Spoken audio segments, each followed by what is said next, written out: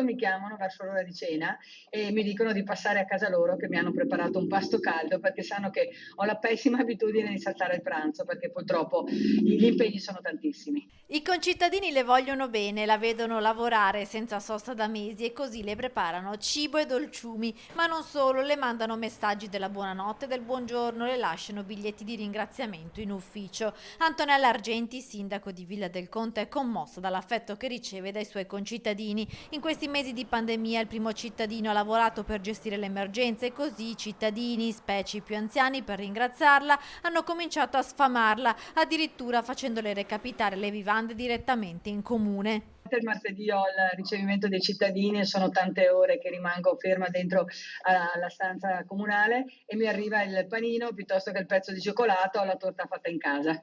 E sono veramente commossa quando ricevo questi doni, oltre che molto felice perché riesco a mettere nello stomaco qualcosa ed avere più energie. A gennaio, in tempi non sospetti, il sindaco aveva istituito l'assessorato alla solitudine dedicato alle persone sole o in difficoltà. Oggi, con la paura del Covid, i contatti via telefono e via email sono quotidiani. C'è chi chiede informazioni sui tamponi, chi è spaventato da un possibile contagio, chi ha bisogno della spesa o dei farmaci a domicilio. Tantissime le richieste, tanto che il sindaco Argenti ha messo a disposizione un nuovo numero 348 28 68 633, gestito direttamente da lei per dare risposta ai suoi concittadini attraverso telefonate o messaggi WhatsApp.